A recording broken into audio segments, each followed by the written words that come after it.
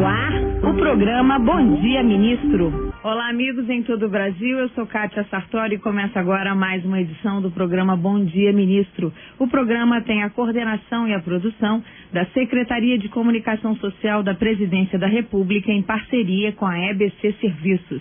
Hoje, aqui nos estúdios da EBC Serviços, o ministro da Ciência e Tecnologia, Aloysio Mercadante. Bom dia, ministro. Bom dia, Kátia. Bom dia a todos os ouvintes. É um prazer muito grande participar do programa com vocês.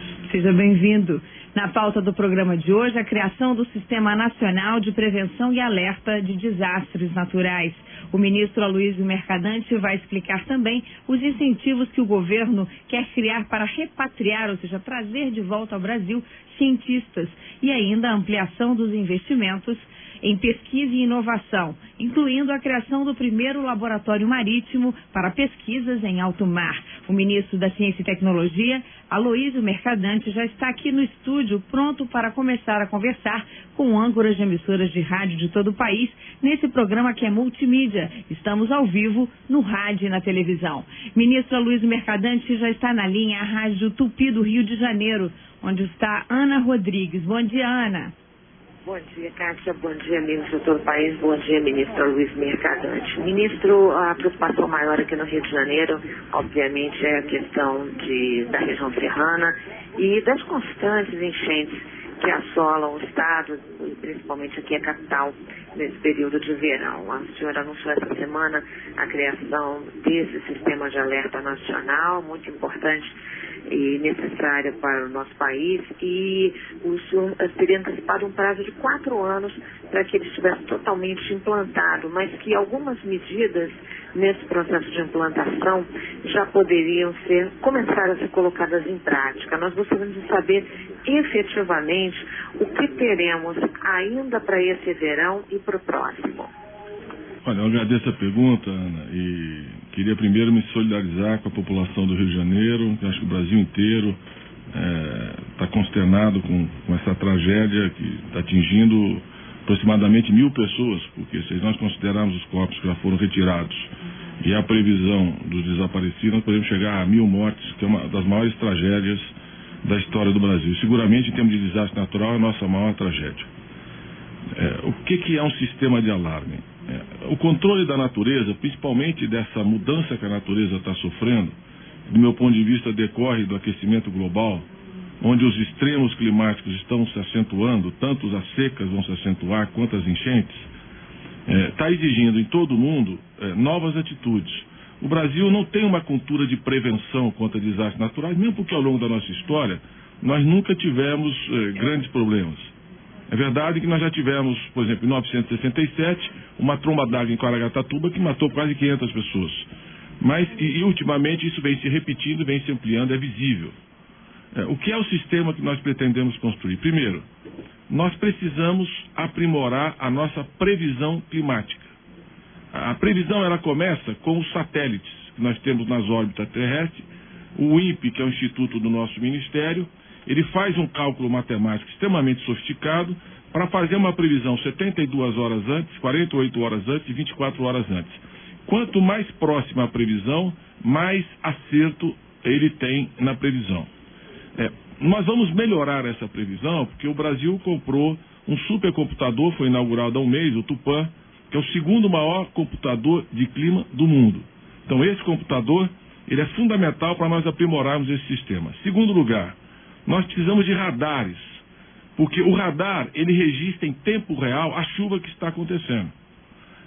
Nós temos os radares da aeronáutica que hoje só cuidam do espaço aéreo, do tráfego de aviões. Nós estamos acordando com a aeronáutica de também colocar esse serviço, continuar fazendo isso, que é fundamental ao país, mas também colocar sua rede de radares para a previsão do clima, para melhorar a cobertura nacional.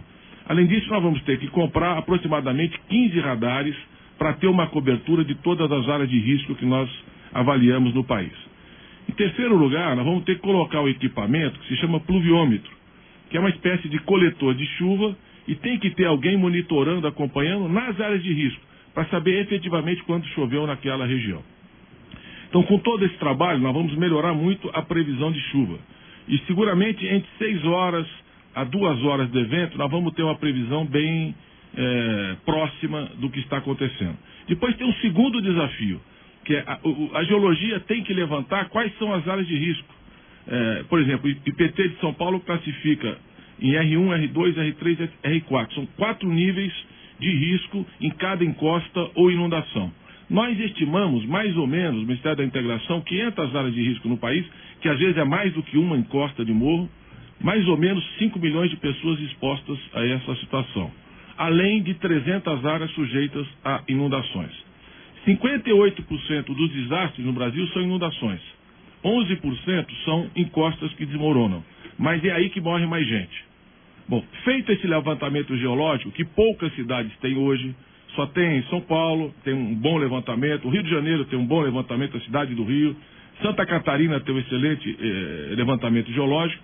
Em cima desse levantamento geológico e da previsão de clima, esse supercomputador vai colocar essas duas informações para a gente saber exatamente quanto choveu naquela área de risco e, a partir daí, poder deflagrar um alarme. Bom, aí vem o terceiro problema. Nós precisamos criar sirenes, provavelmente serão sirenes de alarme na maioria das regiões, e nós temos que treinar a população à prevenção, porque nós não temos uma cultura de prevenção no Brasil. Outros países têm, porque tem terremoto, furacão, ou convive com problemas climáticos há muito tempo. Nós vamos ter que treinar a população nessas áreas de risco, e vamos ter que, através da Defesa Civil, os agentes da Defesa Civil subirem nessas encostas, informarem a população, explicarem o que tem que fazer, e nós nos prepararmos para os próximos verões.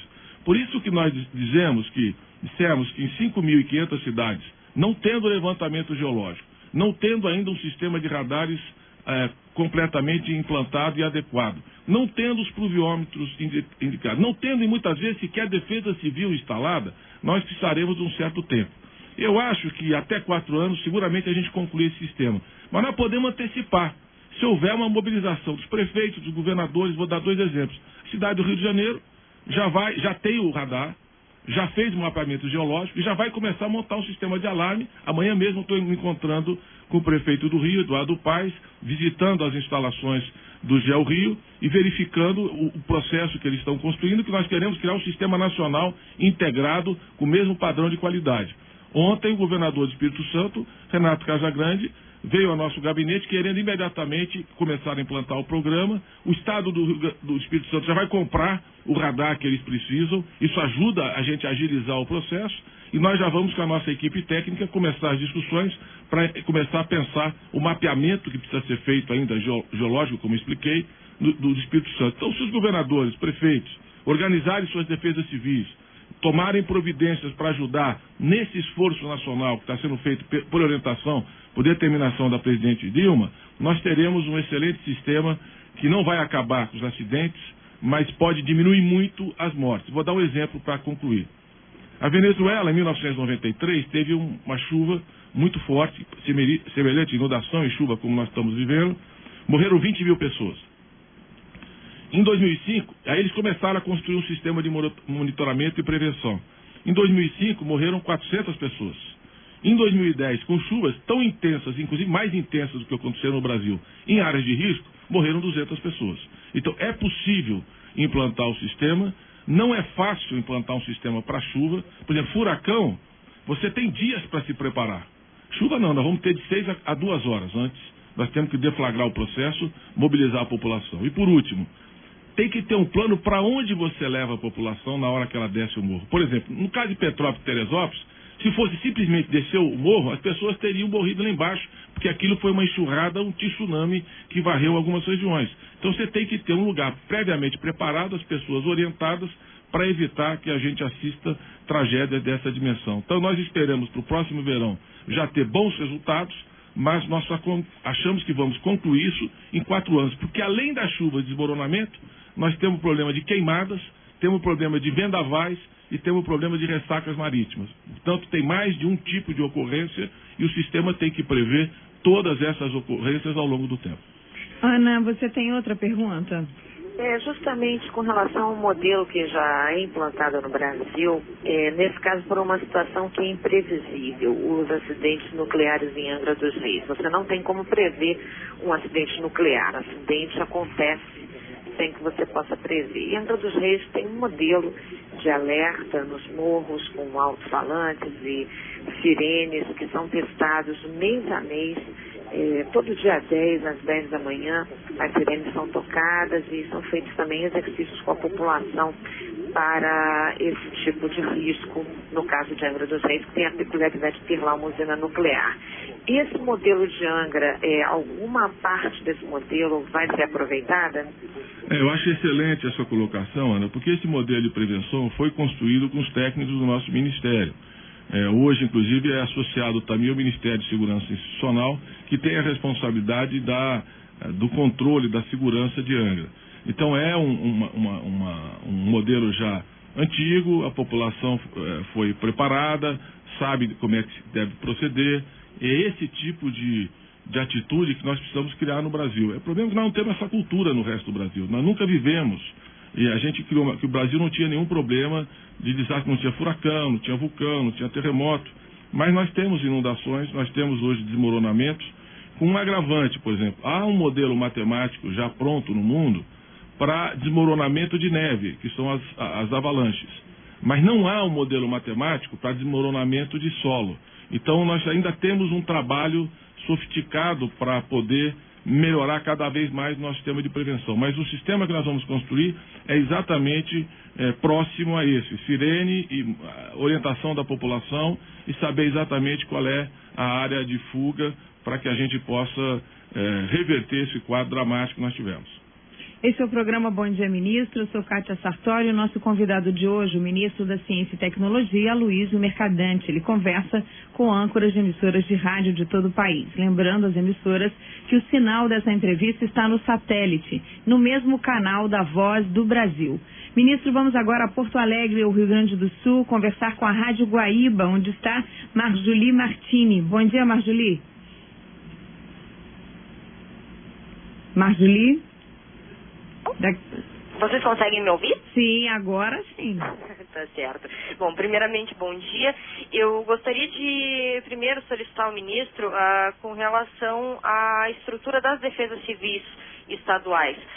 Santa Catarina passou por diversos desastres em repetidos anos e a estrutura técnica e de sistemas de informática e tudo mais, ela é extremamente eficiente. A gente sabe que, claro, houve uma catástrofe bastante grande no estado, mas nos anos seguintes o estado de Santa Catarina conseguiu, de uma maneira bastante eficaz, evitar que houvesse mortes em virtude das chuvas em especial.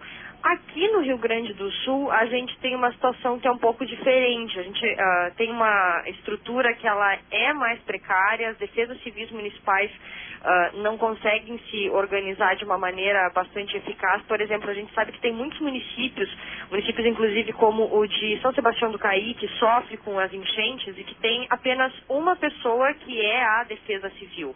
E isso é em quase todas as cidades aqui do Rio Grande do Sul. Qual que deve ser a orientação do Ministério para essas defesas civis, para os governos estaduais, em especial, claro, puxando a brasa para o meu churrasco aqui do Rio Grande do Sul, como é que o governo pretende fazer para que a defesa civil do Rio Grande do Sul consiga também ser melhor equipada e consiga também entrar nesse plano para se evitar que haja os problemas que sempre acontecem quando ocorrem as temporadas de chuva aqui no estado? Marjolie, eu acho excelente o seu comentário, porque a situação do Brasil, como eu disse inicialmente, é muito heterogênea. Santa Catarina, como já viveu algumas vezes tragédias de grandes proporções, foi um estado que se organizou para a prevenção. Então, ali no Vale do Itajaí, o sistema de prevenção funcionou na última enchente. As pessoas que morreram não morreram afogadas por causa da inundação, morreram por desmoronamento. Então nós temos ainda que aprimorar um pouco mais, mas é um estado que tem um mapeamento geológico, que tem um sistema de prevenção, que evidentemente precisa estar sempre sendo aprimorado, mas é um bom exemplo de um estado que tomou atitudes. É importante que os prefeitos que estão nos ouvindo agora, as autoridades, as lideranças municipais, pensem um pouco que nenhuma região do Brasil, especialmente o sul, está sujeito à inundação, a desmoronamento, a vendaval e, portanto, tem um conjunto de preocupações que vai exigir uma defesa civil. Porque defesa é que nem é seguro de vida, ou seguro para o carro, né? A pessoa não faz, não vou gastar, mas aí o prejuízo é muito maior por não ter feito. Tem que prevenir o Brasil. Então, cada município vai ter que organizar com um padrão de qualidade a sua defesa civil. Os estados vão ter que coordenar e acompanhar a gestão dos seus sistemas de defesa civil. E o governo federal vai montar esse sistema que vai se sustentar na defesa civil. Então, o Rio Grande do Sul tem uma tradição cultural bastante elevada, é um estado muito organizado, que tem tradições políticas importantes, e não só para comer um bom churrasco, mas poder tomar um bom chimarrão.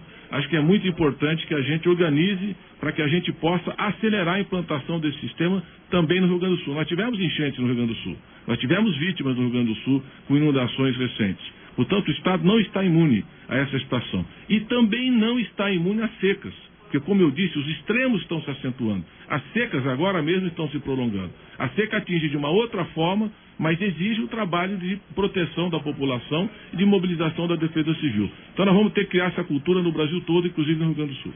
Marjolie? A segunda pergunta é justamente sobre a seca. A gente sabe que, inclusive falando com as pessoas que sofrem disso, o problema da seca no Rio Grande do Sul, na metade sul do estado, ele acontece há 100 anos. Mas a gente sabe que ele existe há muito mais tempo do que isso e que às vezes ele está ligado ao Laninha, às vezes ele não está ligado ao Laninha. É uma questão de ele estar abaixo do trópico, enfim. Esse sistema que será criado de alerta de desastres, ele deve ser de alguma maneira também eficaz para fazer com que os produtores rurais, os prefeitos das cidades da metade sul possam ter uma noção do que pode acontecer e aí se prevenir com abastecimento de água, com represamento de água, com a manutenção de alimento para o gado, enfim, todas essas medidas que podem evitar prejuízos maiores e até mesmo evitar a morte dos animais? Olha, Marjolie, essa é a nossa expectativa. Quer dizer, no Nordeste, que é uma região castigada pela seca historicamente, nós temos avançado em uma série de providências, a construção de cisternas, a própria transposição do Rio São Francisco, que são políticas estruturantes para amenizar o impacto da seca e para desenvolver essas regiões de forma mais sustentável. Então nós temos que começar a analisar com mais profundidade a seca do Sul e verificar que tipo de projetos estruturantes podem prevenir e melhorar essa situação. O nosso Ministério pode ajudar a pensar soluções científicas, técnicas, contribuir.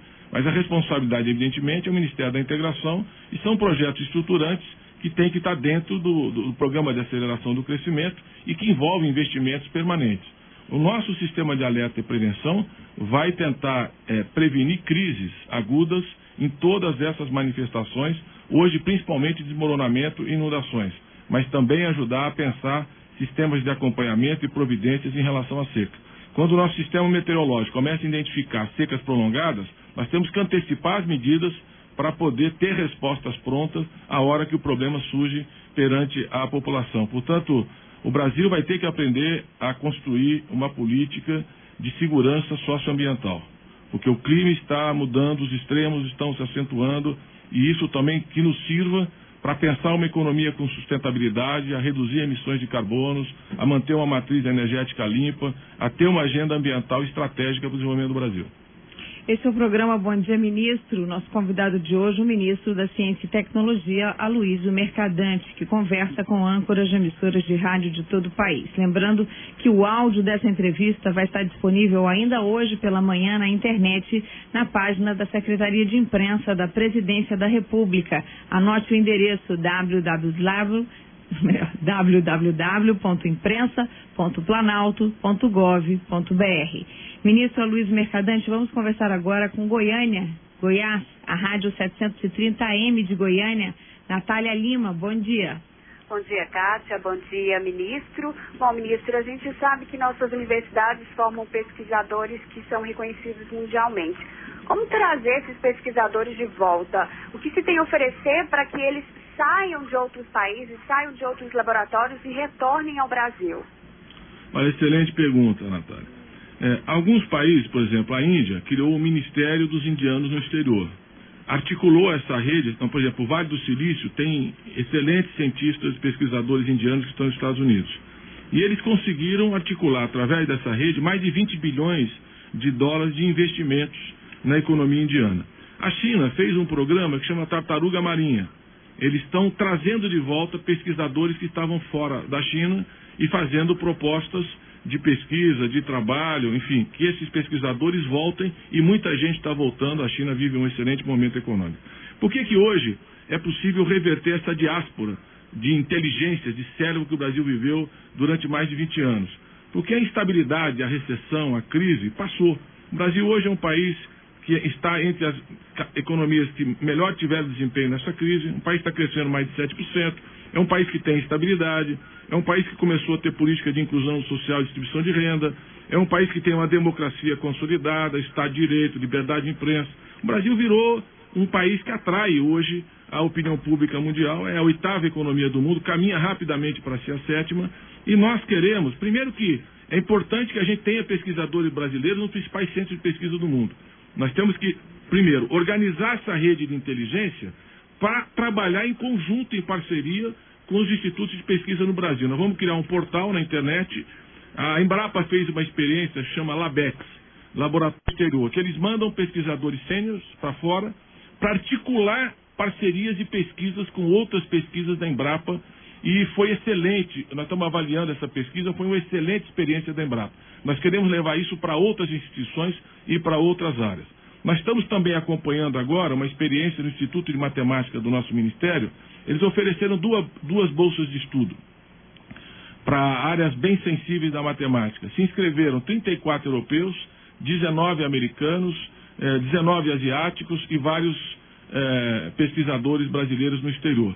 Então, há interesse, à disposição. Nós vamos eleger quais são as áreas estratégicas que nós queremos motivar e vamos oferecer bolsa para que esses pesquisadores venham para o Brasil. Inclusive, talentos estrangeiros podem vir para o Brasil por um período de, por exemplo, 2 anos, chamada Bolsa Sanduíche ao contrário. Porque hoje nós só damos bolsa para o brasileiro e pesquisar no exterior e depois voltar. Agora nós queremos que ele volte para trazer o que ele sabe aqui. Se quiser ficar, aí faz um acordo com a instituição e permanece por mais tempo. Mas nós vamos estimular a montagem dessa rede, criar essa articulação na internet e oferecer bolsas de estudo. Este é o programa Bom Dia Ministro. Estamos hoje com o ministro Aloysio Mercadante da Ciência e Tecnologia, que conversa com rádios de todo o país. Ministro, vamos agora a São Paulo conversar com a Rádio Bandeirantes de São Paulo, onde está Leandro Manso. Bom dia, Leandro. Bom dia, Kátia. Bom dia, ministro. Ministro, o senhor enfatizou agora há pouco a importância da participação dos prefeitos, dos municípios, no desenvolvimento desse plano de sistema de alertas e prevenção de chuvas, né? No entanto, a gente sabe da dificuldade de alguns municípios. Ontem, por exemplo, eu conversei com o prefeito de Mauá, o Oswaldo Dias, que o senhor conhece muito bem, sobre a 6ª morte que ocorreu na cidade em função das chuvas, né? E ele me disse que, por exemplo, há um córrego que corta a cidade, transborda sempre, que tem causado problemas para os moradores, inclusive uma das mortes está relacionada a esse córrego. E ele foi bem enfático ao dizer que a cidade não possui verba suficiente, por exemplo, para fazer uma canalização nesse córrego. Se não tem verba para esse tipo de emergência, como é que a cidade vai investir, vai se dotar para a prevenção de chuvas? Como é que a cidade pode investir o suficiente na defesa civil? Eu queria saber se o Ministério da Ciência e Tecnologia pode fazer algum tipo de plano, algum tipo de incentivo para que esses municípios que possuem áreas de risco possam, de fato, investir e ampliar o sistema de defesa da defesa civil. Ministro, bom dia. Bom dia, Leandro. Achei excelente a sua discussão, porque são planos diferentes, quer dizer. Há um problema em Mauá, diria na grande São Paulo toda, né? Nós tivemos, nas últimas chuvas do ano passado, 79 mortes em São Paulo, 25 mil desabrigados e desalojados. Eu visitei praticamente 70 cidades atingidas e são problemas de natureza diferente, mas alguns se repetem. Então, a primeira providência, quando há enchentes em área urbana, são projetos de macrodrenagem, por exemplo, piscinões. Isso tem que ser encaminhado junto ao Ministério das Cidades, tem que ser feito um projeto técnico, tem que ser aprovado. O governo federal tem investido e financiado várias experiências de macrodrenagem. Mas isso não concorre com o que nós estamos defendendo. Mauá não é só um problema de inundação, é também um problema de desmoronamento. Por exemplo, ali no Jardim Zaira, que é um morro, uma população extremamente pobre, exposta a áreas de risco e sujeitas a desmoronamento. Então, nós precisamos, junto com essas obras de prevenção ou obras que vão resolver problemas como a inundação, ter um sistema de alerta, porque mesmo que inunde, as pessoas não morram. Ou mesmo que haja um desmoronamento no morro, a gente consiga tirar a população antes disso. Porque esse sistema de alerta e prevenção é para evitar mortes, é para evitar perdas de vida, é para evitar o sofrimento de ter que enterrar um parente por falta de uma providência. E nós não podemos assistir o que vem se repetindo no Brasil. Então tem que organizar a Defesa Civil, nós vamos criar lá uma sirene, a hora que começou a chover demais e os nossos indicadores mostrarem que há risco, seja de inundação, desmoronamento, essa Defesa Civil tem que ter preparado a população para sair imediatamente. Vou dar um exemplo. Agora ali no Rio de Janeiro, na região serrana, a cidade de Areal. Um prefeito falou com o outro e disse, aqui em cima está descendo muita água, vai chegar aí daqui a pouco. Tome providências. Eles pegaram um carrinho de som e saíram avisando as duas margens do rio que ia ter uma enchente na região. Não morreu ninguém.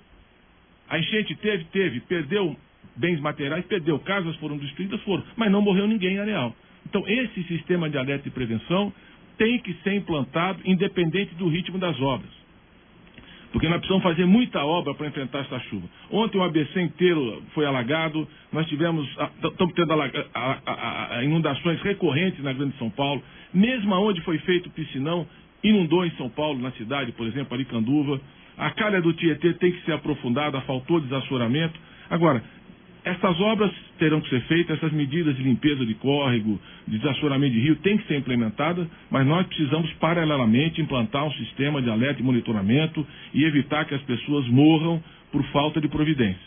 E é esse esforço que o governo federal vai fazer, e o professor Oswaldo Dias, com a sensibilidade que ele tem, com a competência, com a experiência na vida pública, eu tenho certeza que ele vai se dedicar muito a implantar esse sistema também em Mauá, e nós vamos ajudar. Esse é o programa Bom Dia Ministro, eu sou Kátia Sartori, estamos hoje com o ministro da Ciência e Tecnologia, Aloysio Mercadante. Lembrando que o nosso programa é multimídia, estamos ao vivo no rádio e na televisão. E a NBR, a TV do Governo Federal, reapresenta ainda hoje à tarde a gravação dessa entrevista e também em horários alternativos no sábado e no domingo. Ministro, agora nós vamos conversar com a Rádio Amazonas FM de Manaus, no Amazonas, onde está Patrick Mota. Bom dia, Patrick. Bom dia, Kátia Sartori, senhoras e senhores ouvintes, e bom dia, ministro. Bom dia, Patrick. Ministro, o nosso assunto é a ampliação dos investimentos em pesquisa e inovação. Aqui em Manaus está a sede do INPA, que é o Instituto Nacional de Pesquisas da Amazônia. E a pergunta é, ministro, o INPA será beneficiado de que forma nesta ampliação de investimentos em pesquisa e inovação? Patrick, é excelente a sua pergunta para mostrar o quão diverso é o nosso Brasil, a riqueza das culturas, da problemática de um país continental. E um problema, só queria dizer, tem relação com o outro. Se nós quisermos diminuir, se nós quisermos contribuir para diminuir essa deterioração, esse desequilíbrio climático que nós estamos vivendo, nós vamos ter que saber preservar as nossas riquezas naturais, especialmente a Amazônia, que é a nossa maior contribuição para reduzir as emissões de carbono. E a Amazônia tem que ter alternativas de desenvolvimento para isso. Não é só um problema de fiscalização de queimada e desmatamento, tem que ter projetos de desenvolvimento da região. Eu estou indo para a Amazônia dia 24, para Manaus, e dia 25. Estou indo exatamente visitar o INPA, que é o maior centro de ciências tropicais, de biologia tropical, reconhecido internacionalmente, é o maior centro de pesquisa nessa área de todo o mundo. Tem 8 cursos de pós-graduação de grande reconhecimento acadêmico e é uma instituição que tem um papel absolutamente essencial. Nós temos ainda em Belém o Museu Gueldi, temos o Mamirauá, lá na região central do Amazonas, que são institutos do nosso ministério. Eu estou indo, inclusive, para discutir o Centro da Biodiversidade da Amazônia, que é um prédio extremamente sofisticado, um laboratório de primeira qualidade e que nós precisamos fazer parceria para estimular mais a pesquisa da biodiversidade. Inclusive, tive reunião com o presidente da Embrapa essa semana, com a RAIS, e nós estamos estabelecendo uma parceria que queremos construir entre o INPA, a Embrapa, o Museu Gueldi e outras instituições de pesquisa em biodiversidade, junto com o governo do Estado. Vou conversar com o nosso governador Omar, vamos conversar com a SUFRAMA, com o Ministério do Desenvolvimento Econômico e Industrial, com o MIDIC, e o nosso Ministério, para construir esse grande entendimento em torno desse centro. Por quê? Porque nós precisamos gerar valor agregado à biodiversidade da Amazônia. O Brasil é o G1 em biodiversidade. O país tem 23% da biodiversidade do planeta. E nós temos que saber utilizar esse patrimônio genético para desenvolver produtos. Vou dar um exemplo concreto que você deve conhecer. O açaí. O açaí é um sucesso internacional e no Brasil. Só que 70% do valor agregado do açaí fica fora da Amazônia. Não fica aí, não gera emprego na Amazônia. Então nós queremos construir base produtiva, tecnologia na Amazônia, para que a riqueza gerada pela matéria-prima fique para os 25 milhões de pessoas que vivem na Amazônia. Porque são soluções como essa que nós teremos para poder gerar uma economia saudável e sustentável na região. Além, evidentemente, do polo industrial de Manaus, nós queremos criar novos parques tecnológicos na Amazônia e incubadoras de empresas com base tecnológica voltadas para valorizar a biodiversidade. Então é muito importante, o INPA tem um papel extraordinário nesse caminho, o Centro da Biodiversidade da Amazônia, o CBA, e outras instituições de pesquisa que podem dar um salto de qualidade, e nós queremos que a FINEP, CNPq e o BNDES deem prioridade a esses investimentos na Amazônia. E o pessoal do Sul do Sudeste tem que olhar nessa parceria com a Amazônia, sabendo que isso vai ajudar a contribuir para diminuir esse desequilíbrio climático que está trazendo as consequências que nós estamos vendo hoje. Ministro, vamos agora a Salvador, na Bahia, conversar com a Rádio Excelsior de Salvador, Edson Santarini. Bom dia. Eu seguro você, por favor, aqui. Edson. Oi, tudo bem? Bom dia a todos. Eu continuo daqui a pouco com o Jorge Assis, do DETRAN. Nós estamos ao vivo com a Rádio Excelsior, ministro. Ok, ministro, um grande abraço, ministro Aloysio. Um forte abraço, receba um abraço caloroso do povo baiano, que gosta muito do senhor. Ministro, nós sabemos que as soluções para os problemas de emprego, educação, habilitação, saúde, saneamento, são vinculadas a inovações em produtos e serviços, por sua vez, dependentes de pesquisa, né? Só que o setor público continua arcando com essa despesa, ainda mais, né? O senhor pretende, na pasta da ciência e tecnologia, expandir a participação das parcerias público-privadas, ou seja, a iniciativa privada para a área de tecnologia, como o senhor analisa e se faz parte do seu projeto à frente do Ministério? Bom, um abraço também para você, Edson, para toda a população baiana, e um abraço com muito axé. Dizer para você, saudade também de comer aí um acarajé. Espero logo estar aí com o Jacques Wagner, visitando a cidade, o estado. E cuidado com a pimenta, viu, ministro? Pimenta. Eu gosto de acarajé quente. Deixa eu te dizer uma coisa. A inovação exige parceria com as empresas. Se o setor privado brasileiro não desenvolver pesquisa e desenvolvimento, não utilizar as universidades, os doutores, mestres, a ciência, para poder ser mais competitivo, mais eficiente, esses setores não vão ter lugar na economia mundial. Aonde nós fizemos isso, o Brasil está bem. Por exemplo, a Embrapa e a Agricultura é um exemplo de êxito. O Brasil hoje é o segundo maior produtor e exportador de alimentos no mundo. O ITA e o CTA, na aeronáutica, o INPE, em relação com a Embraer. Nós temos a terceira empresa de aviação do mundo. Por quê? Porque teve investimento em ciência e tecnologia, formação de engenheiros, e nós desenvolvemos a terceira empresa aeronáutica do mundo. Ou o CENPES, que é o Centro de Pesquisa da Petrobras, e a descoberta do pré-sal de gás e petróleo. Então nós precisamos disso nos outros setores da economia. O problema é que o setor privado brasileiro, espontaneamente, ele gera muito pouca inovação. Por quê? Porque nós viemos de uma economia de substituição de importações, quer dizer, era um mercado fechado, você inovava importando máquinas e equipamentos, substituindo o que você importava, produzindo aqui. E porque nós tivemos 25 anos de recessão, de instabilidade e hiperinflação, e que o empresariado aprendeu a se defender, a sobreviver, e não tinha estabilidade macroeconômica para pensar um projeto mais ousado. E também não havia, porque a visão neoliberal também é que o mercado resolve, e não resolve essa questão no Brasil. Nós precisamos de políticas públicas. Então hoje nós temos o PDP, a Política de Desenvolvimento Produtivo, temos política industrial, o BNDES, o Ministério de Ciência e Tecnologia, tem bolsas de estudo, por exemplo, para mestres e doutores trabalharem nas empresas em parceria.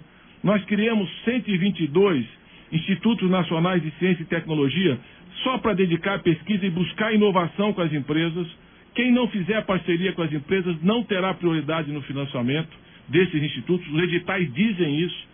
Tudo para trazer o setor privado em parceria com o setor público e avançarmos na inovação. Uma das metas que eu tenho agora é transformar a FINEP no grande banco da inovação no Brasil e se transformar a FINEP numa instituição financeira. Ou seja, que ela tenha a capacidade de alavancar recursos e financiar as empresas com recursos não reembolsáveis e reembolsáveis, dependendo da natureza da pesquisa, dependendo da natureza do processo. Porque inovação é risco, assim como pesquisa é risco. Mas é esse risco que vai fazer o Brasil uma potência econômica. Nós temos que estimular, fomentar essa parceria, criar uma cultura empresarial para a inovação e criar uma cultura na universidade acadêmica também voltada para a inovação. Esse é o grande desafio para o futuro da economia brasileira. Esse é o programa Bom Dia Ministro. Estamos no rádio e na televisão, conversando com o ministro da Ciência e Tecnologia, Aloysio Mercadante. Ele conversa com âncoras de emissoras de rádio de todo o país.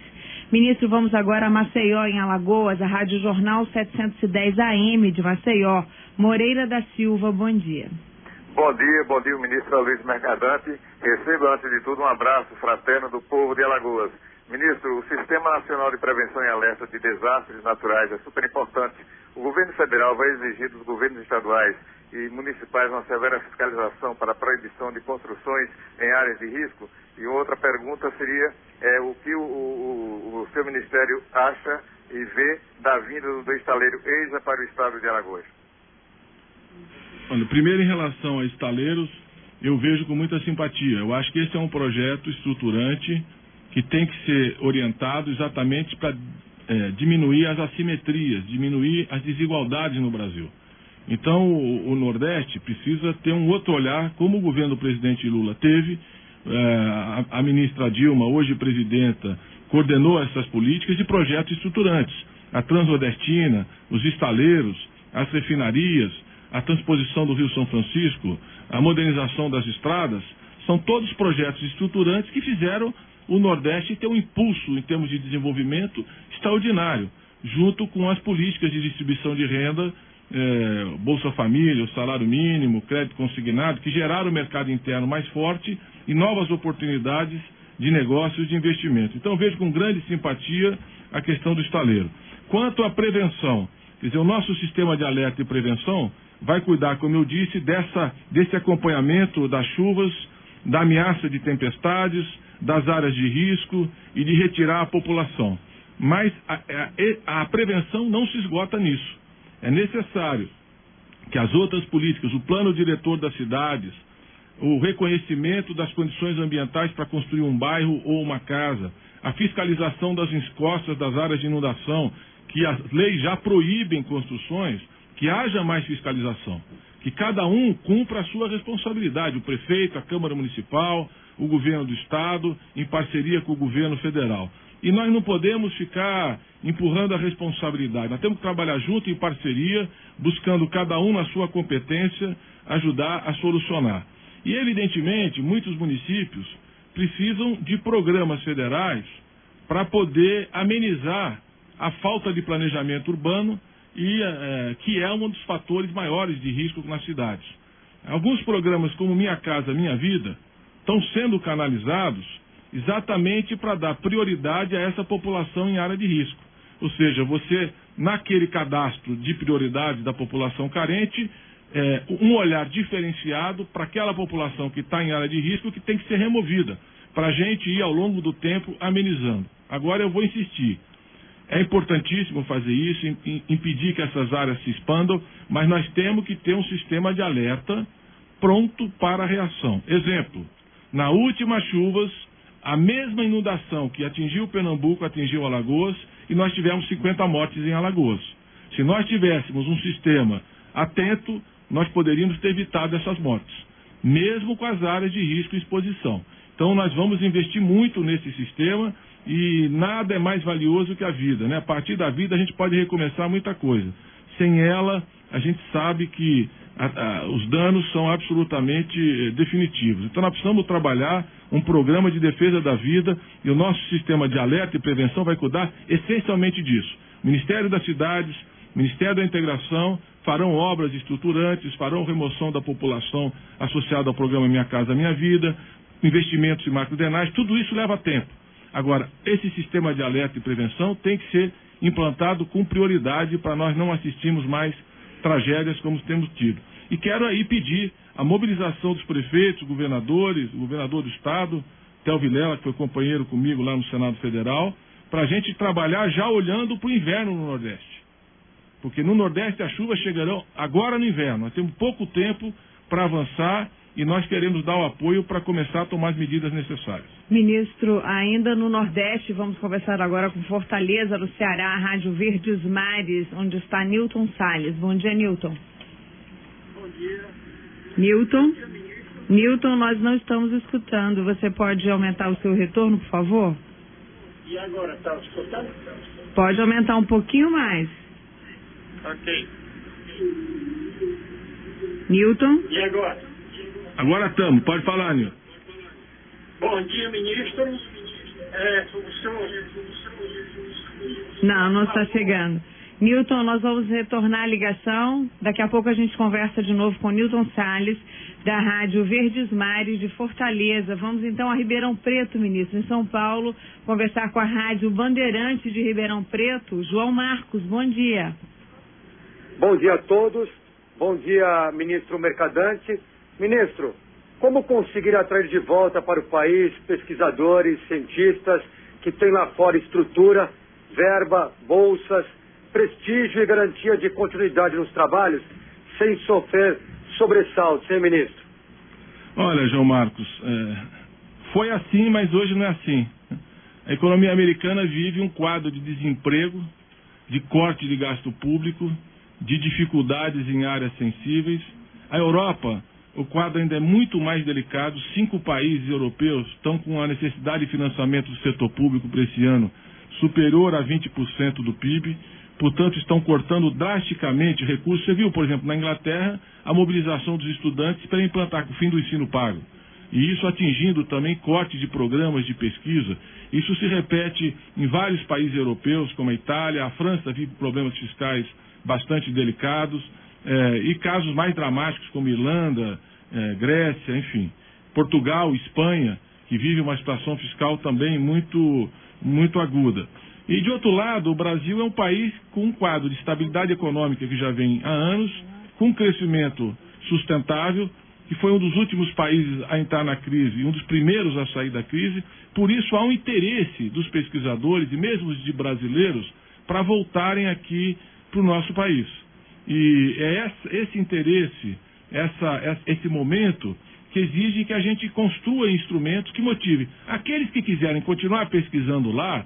É importante que permaneçam. Nós vamos criar programas na internet para que eles participem, colaborem com pesquisas que estão acontecendo no Brasil na forma de rede, porque essas parcerias ajudam a resolver problemas acadêmicos, científicos, tecnológicos. Então nós queremos que eles organizar essa inteligência brasileira no exterior. Mas nós temos sentido um grande interesse nessa ideia de abrir bolsas de estudo para que brasileiros possam voltar para o país. E outra coisa, viu? Eu tenho andado muito, eu tive recentemente fazendo uma palestra lá em Harvard, encontrei muitos brasileiros, e ser brasileiro é uma cachaça, o sujeito não esquece. Ele adora isso aqui. Ele pode estar lá fora, mas a raiz, a alma, a história, essa alegria do povo brasileiro, essa forma de ser, é uma forma muito especial. Então, se nós abrirmos essas janelas, eu tenho certeza que muitos voltarão ou participarão em parceria, porque eles querem ajudar o Brasil, querem contribuir com o Brasil, e é muito importante que isso aconteça. É verdade, ministro. Até a minha irmã volta agora para a URGS, vindo de Barcelona, ela e o marido, trazendo toda uma experiência nessa área, são pesquisadores também. E você estava dizendo, Kátia, que ela é uma pós-doutora em Faro, né? Está vindo da Espanha. Isso. Ela e o marido. Ela e o marido. E a Espanha está muito difícil.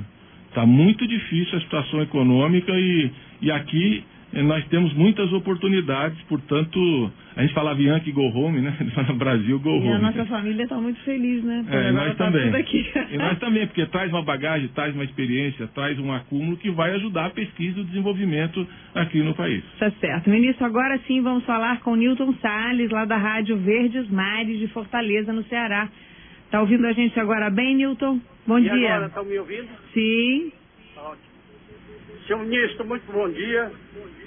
Eu quero dizer para o senhor que há 2 dias chove muito forte na região metropolitana de Fortaleza, inclusive com as pequenas inundações.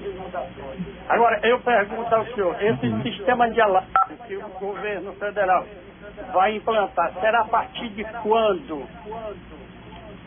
Olha, Nilton, nós estamos já com o desenho do programa, teremos hoje uma reunião com 7 ministérios para detalhar a estratégia, para definir os recursos, mas vamos começar a dar assessoria para os governadores, prefeitos que já se mobilizam nessa direção, e alguns estados já estão se adiantando. Como eu disse aqui, o estado de Espírito Santo, o governador Renato Casagrande já quer a partir de março deflagrar o processo, vai comprar o radar, porque um dos radares que nós precisamos é ali no Espírito Santo, que não tem cobertura de radar meteorológico, e vai mobilizar a Defesa Civil. Eu tenho certeza que no Ceará, a prefeita Luziânia, o governador Cid, estarão muito atentos e muito dispostos na colaboração desse esforço. E nós pretendemos iniciar imediatamente a implantação desse programa. Vamos começar pelas áreas mais críticas. Aí nós vamos ter que fazer um ranking das situações mais críticas no Brasil, com maior potencial de crise, para depois ir cobrindo os demais municípios. O país é muito grande, como eu disse no início, a situação é muito diferenciada. Tem estados que não têm um mapeamento geológico, cidades que não têm nenhum mapeamento geológico. Nós não sabemos onde estão a área de risco, não foi feito nenhum estudo, portanto a implantação vai ser mais lenta, porque a capacidade da geologia brasileira de cobrir todo o território brasileiro vai demorar um certo tempo. Os estados que já têm esse sistema, ou pelo menos esses estudos adiantados, será mais rápido a implantação do programa, mas nós daremos uma atenção especial à parte do Nordeste, aí do litoral, que são sempre atingidos pelas chuvas de inverno. E, portanto, nesse começo, essa é uma das áreas também que a gente quer dar uma atenção especial no início do programa. Ministro, vamos agora conversar com a Rádio Inconfidência de Belo Horizonte, em Minas Gerais. Gustavo Abreu, bom dia. Bom dia, Kátia. Bom dia, ministro. Nos debates sobre as medidas que poderiam evitar catástrofes, como a que o país assiste hoje na região serrana do Rio, ou mesmo aqui no sul de Minas, muito se falou no desenvolvimento dos sistemas de alerta. Especialistas dizem que tecnologia há. Nesta semana mesmo foi divulgado um sistema desenvolvido pela Universidade Federal Fluminense que usa técnicas de georreferenciamento e a comunicação por celular para alertar as pessoas da possibilidade de enchentes, deslizamentos, enfim. Mas nem sempre, ministro, a gente vê o que se desenvolve nas universidades e em outros centros de pesquisa, mesmo os particulares, ganhar as ruas, sendo aplicado em benefício das pessoas. A pergunta, na verdade, as perguntas são duas. O Ministério de Ciência e Tecnologia acompanha de perto o que se desenvolve no país em termos de tecnologia e o que há de estímulo para a aplicação do que se cria com sucesso nos laboratórios? Gustavo, nós temos o Rio de Janeiro, eu disse no início, a cidade do Rio, não o estado do Rio de Janeiro, como esse recente episódio demonstrou. A cidade do Rio de Janeiro comprou um radar meteorológico, tem o GeoRio, que tem uma equipe de geólogos, e fez mapeamento das suas áreas de encostas e tem um levantamento preliminar. Esse sistema ainda não foi implementado, nem o sistema dos agentes comunitários que vão da Defesa Civil orientar as comunidades que estão expostas, o sistema de sirene, e esses celulares, eles servem inclusive para alimentar a rede, especialmente os dados do pluviômetro. Nós vamos ter que implantar isso no Brasil inteiro. O estado de Santa Catarina, por exemplo, tem um bom sistema de monitoramento e alerta no Vale do Itajaí, sofreu várias inundações e o sistema demonstrou eficiente na última crise, pelo menos no que se referia às inundações, menos em relação ao desmoronamento. Então é desigual a situação. Evidentemente que as cidades mais ricas têm um sistema melhor, têm mais condições e estão mais adiantadas do que outras. A cidade de São Paulo, por exemplo, o Instituto Tecnológico da USP, o IPT, fez um excelente levantamento, já há mais de 10 anos, isso está disponibilizado, já há um sistema de alerta sendo implantado, mas não há nenhum trabalho da defesa de mobilização da população no momento de crise. Então, nós temos ainda que avançar também nisso na cidade de São Paulo.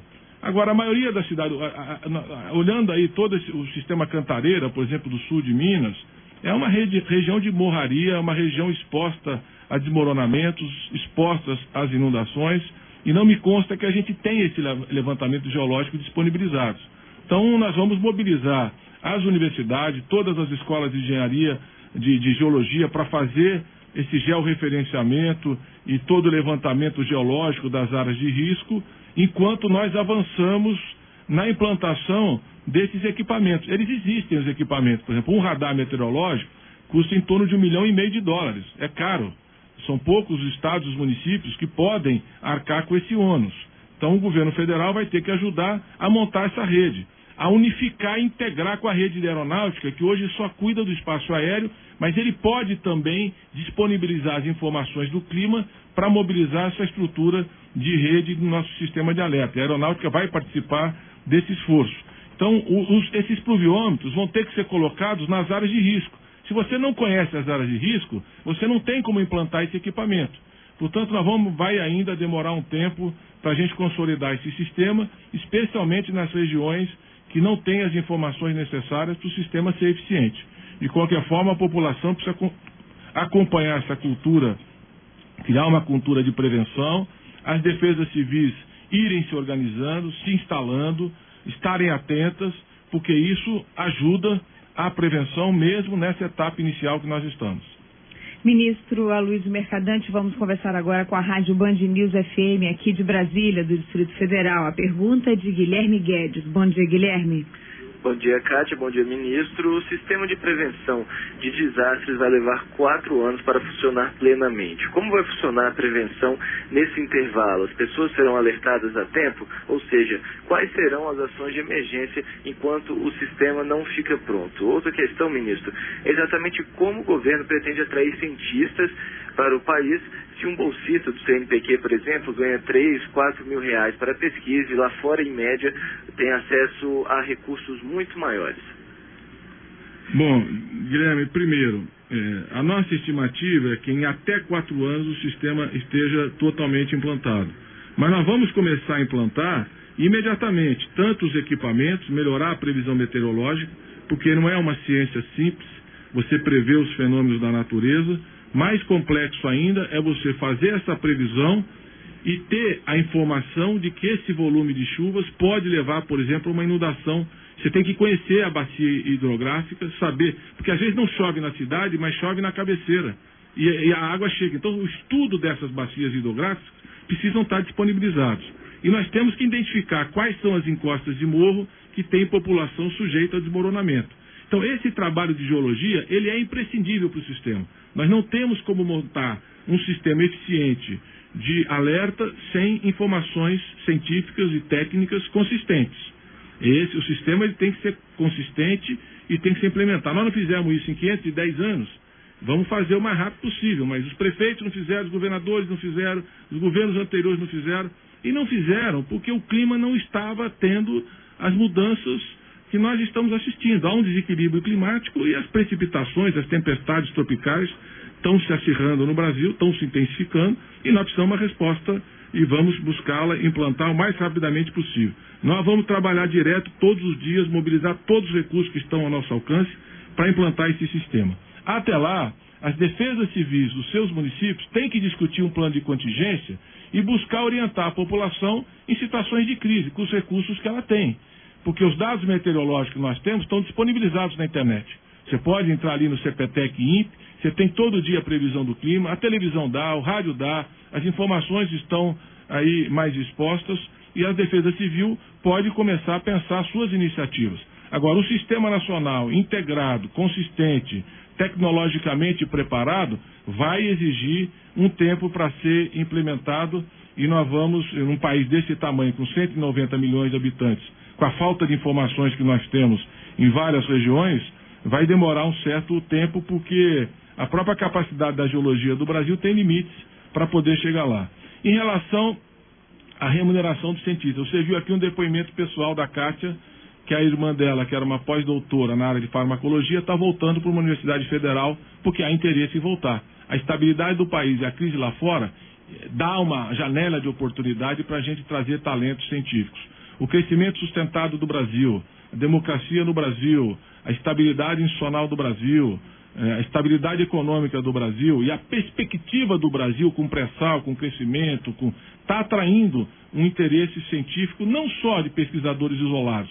Por exemplo, a GE, que é uma grande empresa, implantou um centro de pesquisa e desenvolvimento no Rio de Janeiro, contratando 200 brasileiros pesquisadores, todas as patentes serão registradas no Brasil, com 250 milhões de dólares de investimento. A IBM está montando um grande centro de pesquisa também no Rio de Janeiro, nessa área voltada para disputar esse mercado do pré-sal. A Vale do Rio Doce está criando 3 institutos de pesquisa importantes, inclusive ali no Parque Tecnológico São José dos Campos, criou a Vale Soluções Energéticas. Só esses investimentos são 500 milhões de reais de investimento em pesquisa e desenvolvimento de produtos. A Embraer também. Então, as empresas estão começando a se mover, as universidades estão começando a se consolidar, a pesquisa brasileira hoje é o 13º ranking em termos de produção científica internacional, é um país que a pesquisa cresce 5 vezes mais que a média internacional, portanto, essa cultura do fracasso tem que ser superada. O Brasil é um país que deu certo, é um país que tem um caminho, é um país que tem um futuro, é um país que tem que ter autoestima, e é um país que tem que disputar os seus talentos. Rapidamente, ministro, nosso tempo já está esgotando, mas está na linha Rádio Recife, Rádio Boas Novas, 580 AM de Recife, em Pernambuco, onde está a Hélida Regis. Bom dia, Hélida. Bom dia, ministro. Ministro, como funcionará essa política de estímulos para a repatriação de talentos no exterior? De 2 formas. Uma, bolsas de estudo, nós chamamos a bolsa de sanduíche ao contrário. Por exemplo, o Instituto de Matemática, que está fazendo esse concurso, fez uma oferta de 2 bolsas, como eu expliquei para vocês, nós estamos monitorando para ver a experiência. Eram bolsas, na realidade é um salário, é uma bolsa equivalente a doutor, que está em torno de R$ 3.500, mais uma ajuda de custo de R$ 4.000 para quem vem de fora poder se instalar no Brasil. E esse programa despertou o interesse de 19 pesquisadores americanos, 34 europeus, acho que são 18 asiáticos e mais brasileiros no exterior. Houve um grande interesse. Então, em cima dessa experiência, nós vamos criar um modelo do CNPq. O professor Glaucio Oliva, que é o presidente do CNPq, que é um físico e engenheiro da USP, está desenhando essa proposta e nós teremos aí um sistema eficiente. Além disso, estamos fazendo um portal para organizar toda essa rede de pesquisadores e cientistas no Brasil para colaborarem, para terem contato, para ajudarem as pesquisas no país e, com isso, a gente reaproximar a inteligência brasileira no exterior. Só nos Estados Unidos tem 3.000 professores brasileiros dando aula. E eu tenho certeza que eles têm grande interesse em contribuir com o país. Ministro, infelizmente o nosso tempo acabou. Gostaria de agradecer muito a presença do senhor no nosso programa e convidá-lo a voltar mais vezes, porque ainda ficaram algumas perguntas pendentes. Não, tem muita coisa para discutir, me coloco inteiramente à disposição e sempre que for convidado, pode ter certeza que eu estarei nesse jornalismo que presta esclarecimento, informações, que permite o debate democrático. Bom dia, bom trabalho e vamos à luta. Obrigada, ministro, e a todos que participaram conosco dessa rede. Meu muito obrigada e até o próximo programa.